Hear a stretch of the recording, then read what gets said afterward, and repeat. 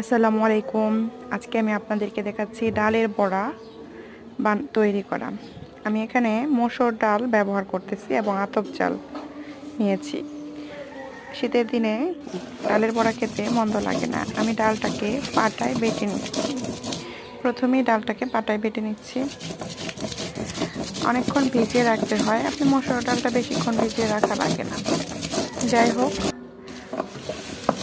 আমি এখন যেহেতু বাজারে ধনেপাতা অ্যাভেলেবল পাওয়া যাচ্ছে বেশ, তাই আমরা ধনেপাতা দিয়ে আজকে ডালের বড়া তৈরি করব। ডালের বড়া খেতে সবাই, ছোট বড় সবাই বেশ পছন্দ করে। তো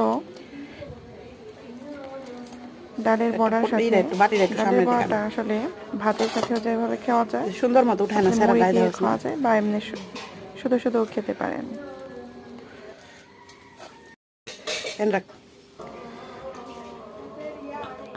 আমরা ধনেপাতা এখানে নিয়েছি, পেঁয়াজ, মরিচ বাটা, কাঁচামরিচ বাটা, কাঁচামরিচটাকে একটু ভেজে নিয়েছিলাম।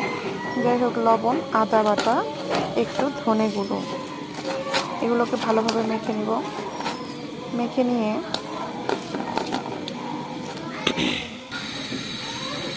আমরা অল্প তেলে ভাজবো, কেননা এই তেল আমি বেশি একটা ভাজবো, অল্প কিছু বড়া ভাজবো। তো আমার তেলটা যেন অপচয় না হয় সেদিকে আমি খেয়াল রাখি, কারণ ওই তেলটা আমার নিজের খাওয়ার জন্য একবারই আমি ব্যবহার করতে পারবো, বারবার ব্যবহার করতে পারবো না।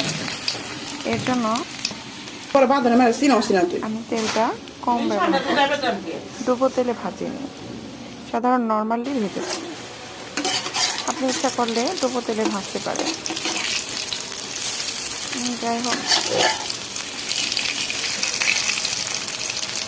এভাবে কিছুক্ষণ একটু নাড়াচাড়া করবো। বড়া ভাজতে আমার মনে হয় বেশি সময় লাগে না। এই তো হয়ে গেল আমাদের ডালের বড়া।